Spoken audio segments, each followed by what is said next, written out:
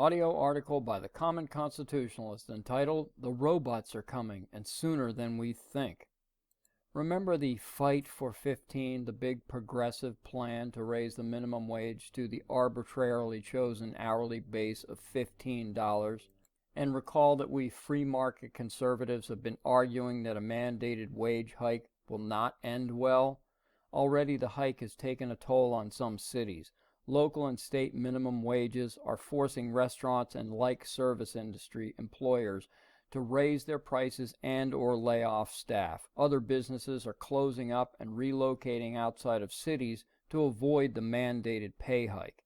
Governments, federal, state, and local, bowing to the pressure of a tiny minority of radicals, know not what they do. Governments and radical activists create static charts and models showing how a massive minimum wage hike will benefit the workers. They never consider how the mandates will affect the employers, nor do they seem to care. They don't understand that the private sector cannot just vote themselves more money to pay for the wage hike and further crushing regulations. So instead of subserviently complying with government overlords, companies of all kinds are seeking to find ways around these crushing Big Brother decrees. And just like everything else in life, leave it to the private sector innovators to find a path around nanny state mandates. And sure enough, innovation has led the private sector to a little thing called automation. The Daily Mail is reporting on the next generation of automated grocery scanners that, at checkout, are able to scan and bag all purchased items within a few seconds. Gone will be the days of having to scan each item individually, and eventually gone will be the days of all human grocery checkout clerks. Japanese electronics giant Panasonic is the brains behind this innovation called Regi Robo, which has made the checkout procedure a very simple transaction.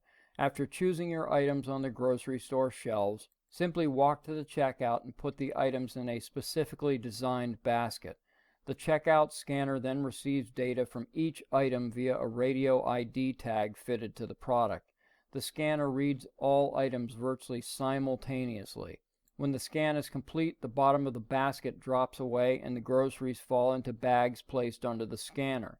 The unit slides away, and there are your groceries, already scanned, tallied, and bagged, all within a matter of seconds. This technology is already being utilized in Japan, with the aim being to have it in all stores nationwide by the end of 2025.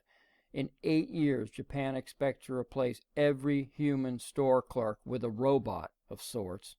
A robot which requires no pay, no health benefits, no sick time, no vacations, and no breaks. How long will it be before American stores pick up this ball and run with it?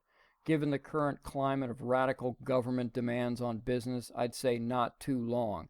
And there goes likely hundreds of thousands of entry-level jobs that cannot be replaced.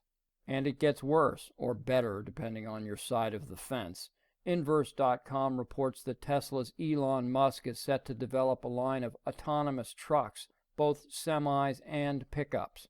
Inverse writes that the legendary occupation of the long-haul truck driver may soon be a thing of the past.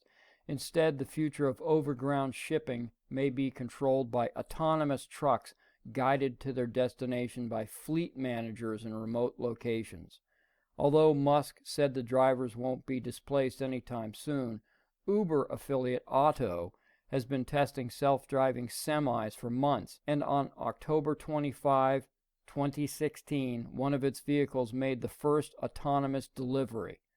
The robots may not have plans to take over the world quite yet, but it appears the timetable for taking our jobs is accelerating, thanks in large part to wage and regulatory decrees forced on us by our benevolent overseers.